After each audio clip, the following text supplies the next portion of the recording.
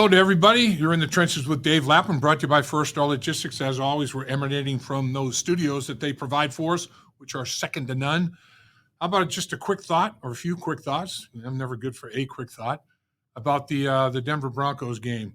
I'll tell you what, you talk about a roller coaster, man, up and down, up and down. The Bengals' first two possessions, 27 plays, over 100 yards, 9 first downs, no points because they're stopped twice on fourth down. Thought, oh, man, when you do something like that early, you might live to regret it. But they overcame it. This team showed a lot of intestinal fortitude. They were definitely gritty. They came back and won that football game and hung 30 points on the Denver Broncos in so doing. Denver Broncos were a top 10 defense in every significant category. Fourth in points allowed is a good example. They were top shelf on third down. They were top shelf on yards, on yards per play allowed. Every single category. The Cincinnati Bengals offense is one of one. It is remarkable.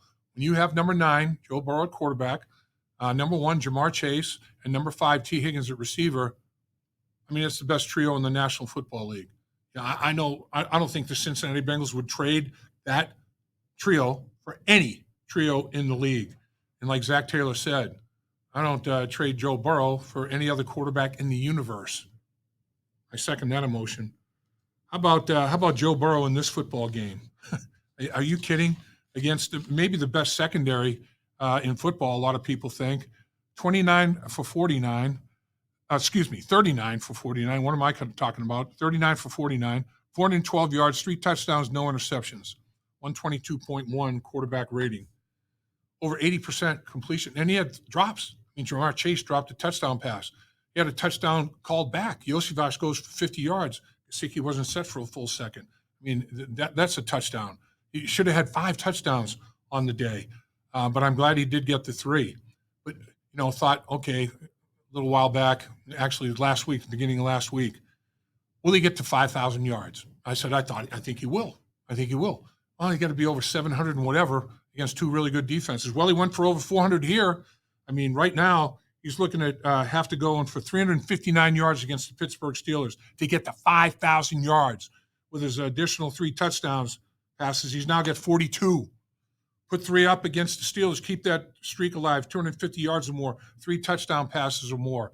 It would be 9 straight games. He set the record at 7 all by himself. He's increased it to 8 after the performance against Denver. Finish it with 9. Unbelievable. He's the only one in the history of the game with all these great quarterbacks that's ever done this.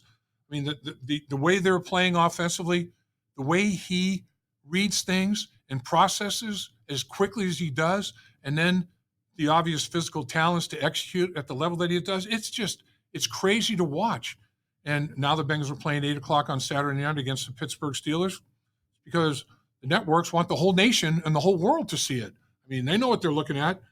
This football team is dynamic. It's incredible. The Denver Broncos have a very good football team, offensively and defensively, and they were a super challenge to be sure. Bo Nix doesn't play like a rookie. Actually, really not. He's about the same age as Joe Burrow, 61 games at the college level. But that is a very good football team. Every position group, it's very sound, and they have Sean Payton's an excellent head coach. And they are put together very, very well. A couple of things in this football game that stood out to me. In overtime, Bengals defense, you talked about stepping up. 6 snaps, 6 yards in overtime for the Denver Broncos. 1 yard per play. Come on now. You can't do any better than that other than turnovers, taking the ball away. But consecutive 3 and outs. The Bengals have 3 possessions, 16 snaps, 189 yards, just in overtime. And they get a touchdown at the end of it. For the entire football game, the Bengals did not have 1 3 and out. Every possession, they ran a minimum of 5 snaps. That's pretty darn good, pretty efficient against the Denver Broncos defensive football team. Of course, the Denver Broncos had back-to-back 3 and outs in overtime. They also had a 3 and out on their third possession. When the Bengals were struggling with fourth down stops, the defense got the ball back to them with a 3 and out. So, it was a that complementary football that we talk about, that was going on there. I thought it was pretty outstanding. You know, a brilliant football by Joe Burrow. This guy, when you're with him, you not only have to know the game plan, you have to know the whole playbook.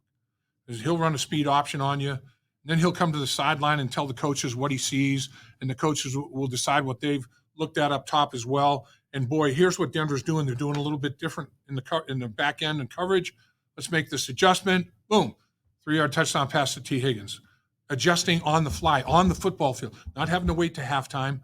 It's a bunch of smart football coaches with a bunch of smart football players, and they trust that everybody is going to be able to understand it. It's not all you have to have is one guy that can't. They have to dumb it all down. They can't do all this. We can't do this because so and so he just won't get it. I mean, we're looking at penalties instead of execution. So I mean, this football team is operating at such a high level offensively. T. Higgins, what a game he had. 3 touchdown receptions. Targeted 12 times, 11 catches, 131 yards, 3 touchdowns. The 31-yard catch on the sideline. A 6'4" body like that to have the body control to make that play, keep that right foot on the ground long enough. I didn't think he did when it was, regular speed. But when they slowed it down and they froze it, that big toe was still on the ground and he had fingertips on the football. I'm like, unbelievable that he can do that kind of thing. There were a lot of big plays in that football game. The wide receiver duo. How about these two guys, Chase and Higgins? 186 catches, 2,470 yards, 26 touchdowns between the two of them on the season. That's nuts. That is absolutely crazy. So that's the Denver game. Now you have to put all your concentration and focus on Pittsburgh. Going to Pittsburgh. Pittsburgh Steelers. Let's talk a little bit about that first football game. A lot of things went down in that football game.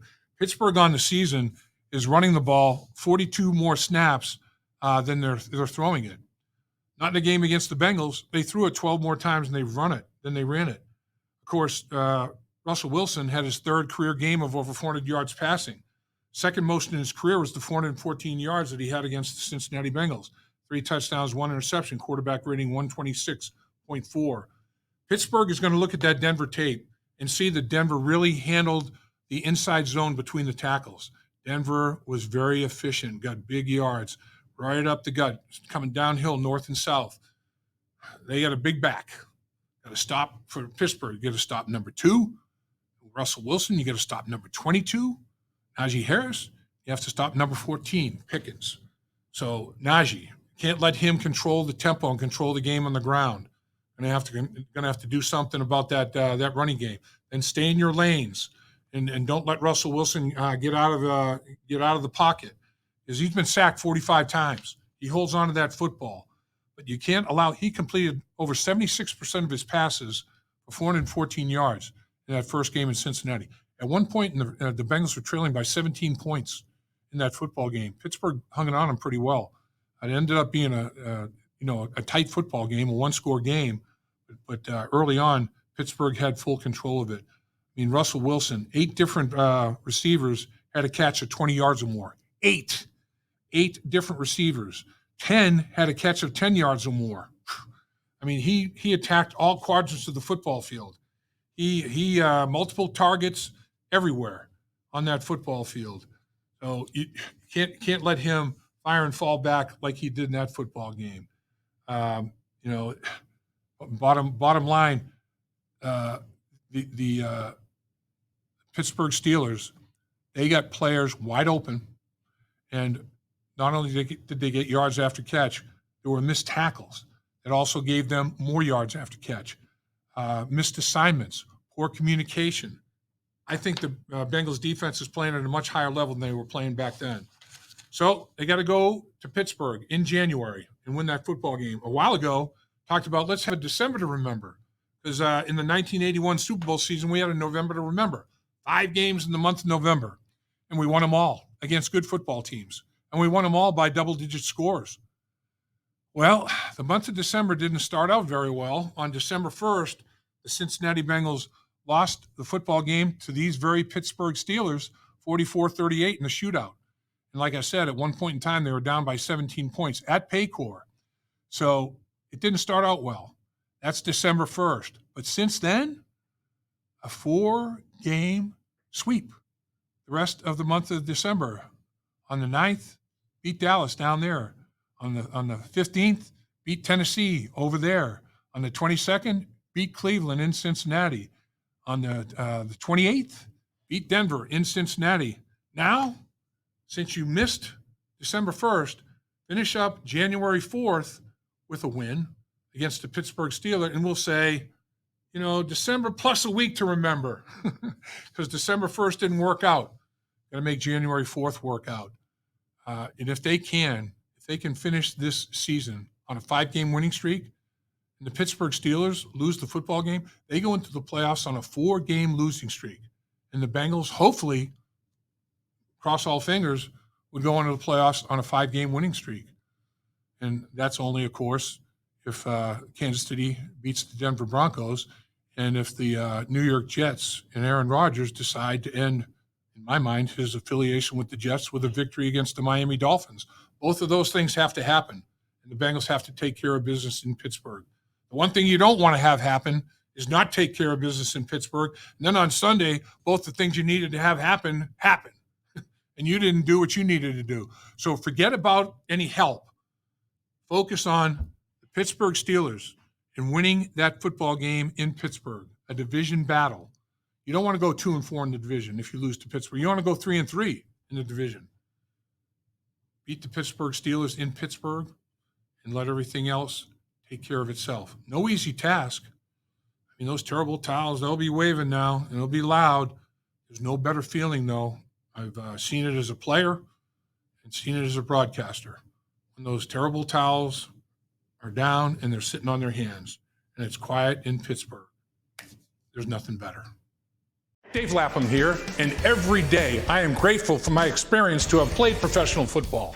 As a player, I realized self-motivation, leadership, and appreciating your teammates are key. At First Star Logistics, you can use those same attributes to create the life you want for you and your family. Build your future by working hard like I did. You'll see results both on and off the field. Call First Star Logistics today and be part of our winning team. Opportunity knocking.